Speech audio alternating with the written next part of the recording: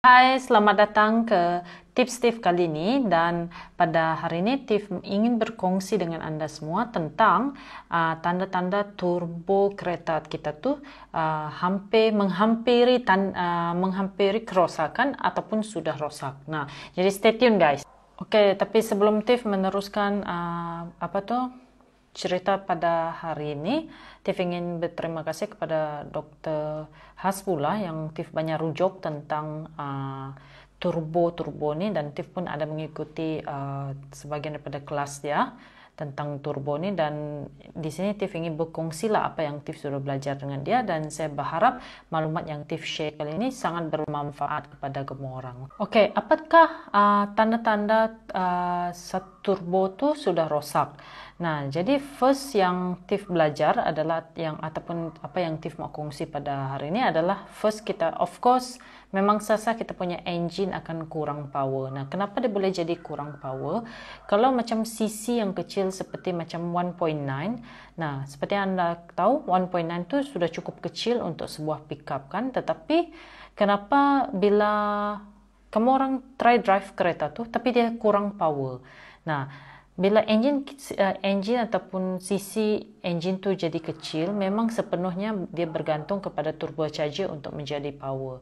Jadi salah kamu orang punya turbo tu ada kerosakan dia sendiri. Dan kalau kamu orang mau tahu, Tiff ada bagi satu gambar yang Tiff petik dari fastatisco.net, yang dimana turbine blade tu rosak. Kalau kamu orang tengok beberapa blade itu sudah rosak, kemungkinan disebabkan overspeeding ataupun overheating lah. Oke, yang kedua pula tanda-tanda turbo kita tu sudah rosak adalah ada bunyi siolan yang keluar lah. Dia macam bunyi macam orang whistling.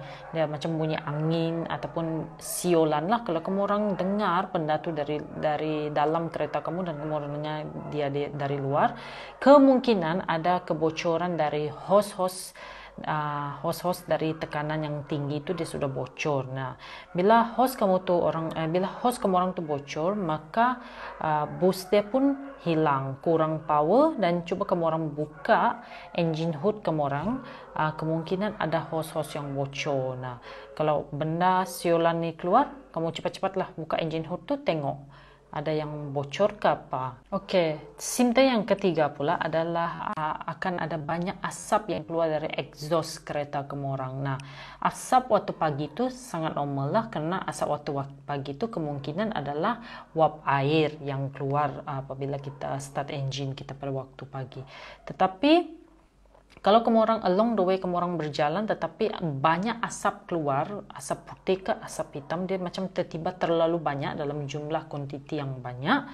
Jadi kemungkinan minyak pelincir di dalam turbocharger kamu orang tu bocor dan dia masuk ke dalam turbine kita. Nah, sebab turbine ni panas bila dia panas, minyak kamu tu akan terbakar. Nah, seperti kita bila kamu orang tengok makanan kan, dia akan mengeluarkan asap kan, dia akan mengeluarkan asap bila dia terlalu panas. Nah, begitulah dia punya simptom tu. Kamu orang punya turbine panas, minyak masuk ke situ dan keluarlah asap. Nah, jadi kamu orang kena cek juga asap kamu orang tu dalam kuantiti yang banyak ataupun seperti biasa. Oke, simptom yang keempat pula adalah minyak hitam kamu orang tu akan cepat habis lah. Nah, kenapa minyak hitam? Macam mana kamu orang mau tahu minyak hitam kamu orang tu adakah dia bocor dan jatuh ke lantai? Kamu orang kena cek lah lantai kamu orang tu di lantai kamu orang tu adakah minyak M kamu tu yang bocor. Tapi kalau tidak ada minyak M yang bocor dekat lantai kamu orang tu, tapi minyak M kamu orang tu ataupun minyak hitam kamu orang tu cepat habis, kemungkinan dia dia masuk ke bocor ke pergi ke kamu orang punya turbocharger lah tadi. Dan apa yang akan terjadi seterusnya adalah akan ada engine light kamu orang menyala. Tiff akan letak dia punya simbol engine light dekat sini, yang itu. Dan kemungkinan engine light ni tidak semestinya tentang turbo juga yang rosak, mungkin ada kerosakan yang lain. Tapi macam mana kita mau tahu kepastian benda ni bahawa turbo kita yang rosak? Kamu orang kena bawalah ke Isuzu authorized dealer dan mereka akan diagnose dia menggunakan komputer dan akan ada error code yang keluar apa yang menyebabkan dia rosak, dan kemungkinan mungkin sensor yang rosak. Nah, jadi itu adalah simptom di mana kamu orang punya turbo tu akan rosak ataupun sudah rosak.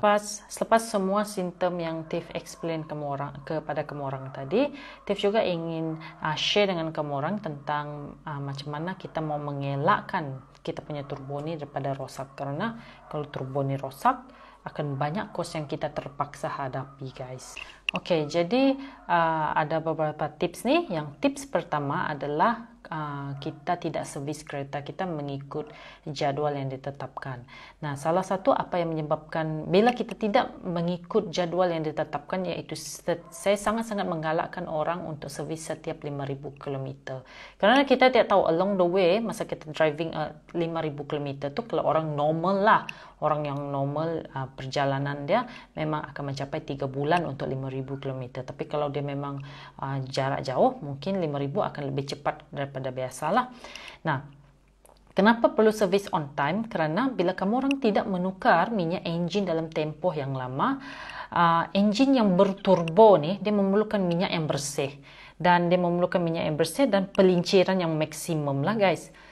Jadi kalau minyak kamu tu tidak diganti dalam tempoh yang lama, mungkin ada benda-benda lain ataupun benda asing lain masuk ke dalam minyak hitam kamu orang tu, apa yang akan terjadi? Pelinciran kamu orang tu akan mengalami sesuatu yang tidak smooth lah, pelinciran minyak enjin kamu orang tu tadi.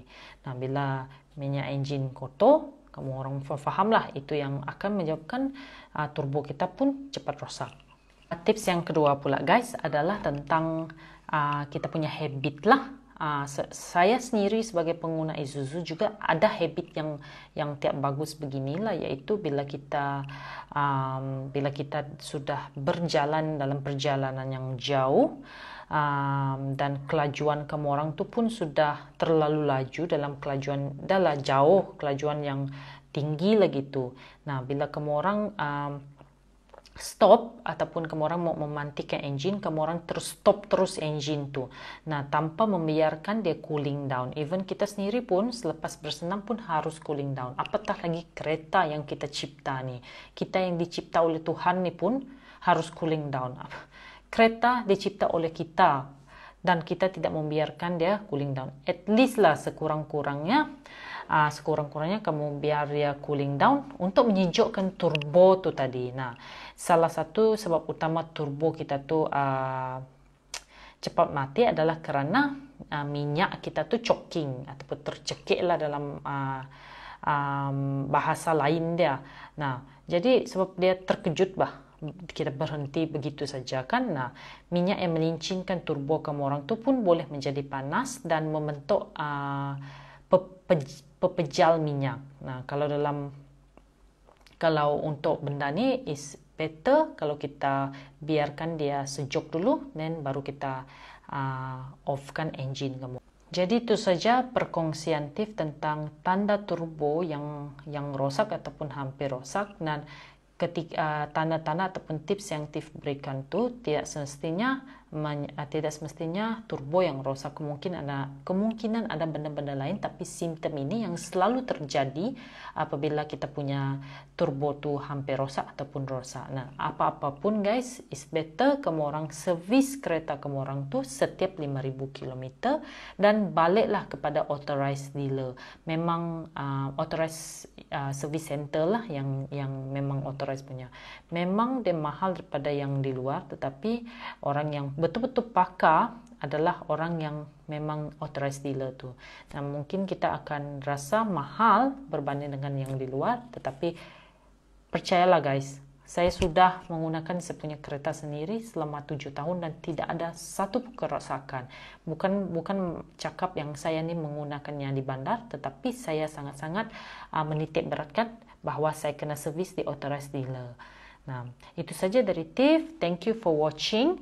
Dan jangan lupa untuk share dan like video ni, kerana kalau kamu orang rasa benda ni bermanfaat kepada anda, dan anda bolehlah berkongsi dengan orang yang di luar sana supaya orang di luar sana pun tahu inilah simptom ataupun tanda turbo dia rosak. Bye.